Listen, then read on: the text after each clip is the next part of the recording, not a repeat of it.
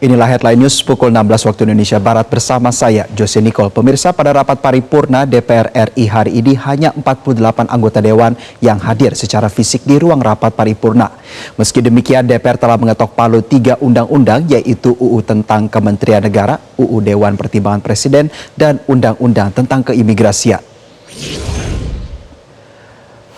Rapat paripurna ke-7 masa persidangan 1 tahun sidang 2024-2025 dipimpin oleh Wakil Ketua DPR RI Ludwig Paulus, didampingi oleh Wakil Ketua DPR RI Rahmat Gobel, dan hadir pula Ketua Badan Anggaran DPR Said Abdullah.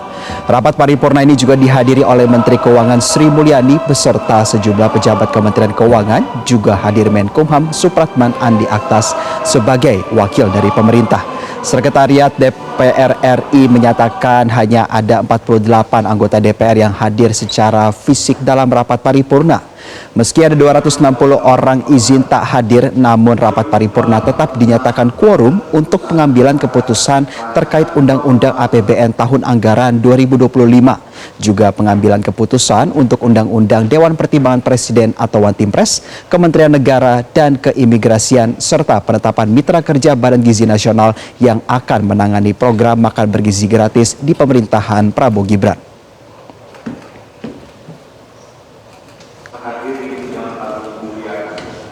Hari ini rapat paripurna DPR RI mengesahkan 7 poin kenegaraan, diantaranya RUU tentang keimigrasian dan RUU Kementerian Negara. Informasi selengkapnya akan disampaikan rekan Aris Setia langsung dari gedung DPR RI di Senayan, Jakarta. Aris, selamat sore. Apa saja poin krusial dari pengesahan RUU Keimigrasian dan RUU Kementerian Negara? Ya, Josi, sekitar pukul 13.30 waktu Indonesia Barat tadi, rapat paripurna ke-7 dalam masa persidangan pertama tahun persidangan tahun 2024-2025 di DPR RI ini baru saja usai, dan tadi memang ada sebanyak 7 poin kenegaraan yang dibahas, dan 4 diantaranya ini adalah terkait dengan pengesahan rancangan undang-undang, dan 2 diantaranya yang menjadi sorotan utama adalah terkait dengan pengesahan RUU Keimigrasian dan juga RUU dari Kementerian Negara. Dan tadi kami simak bersama terkait dengan pengesahan rancangan undang-undang keimigrasian ini memang ada salah satu poin krusial yang mana dalam hal ini bahwa dari pihak keimigrasian sendiri ini bisa diperkenankan ataupun kepemilikan senjata api, dan kemudian yang menjadi fokus utama juga adalah terkait dengan revisi sejumlah pasal di dalamnya, yaitu terkait dengan bahwa keimigrasian saat ini mempunyai kewenangan adalah untuk mencegah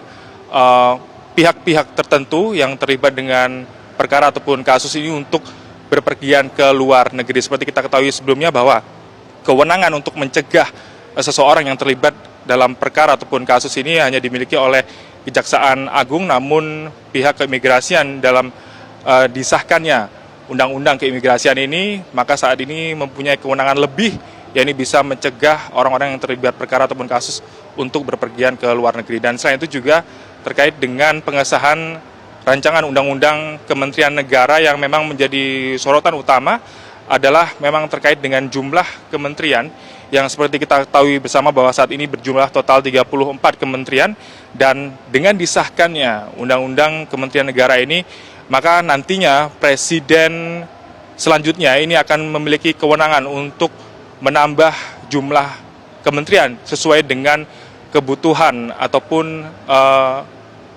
peruntukan sesuai dengan kebutuhan dan juga aspek dari pentingnya jalannya pemerintahan.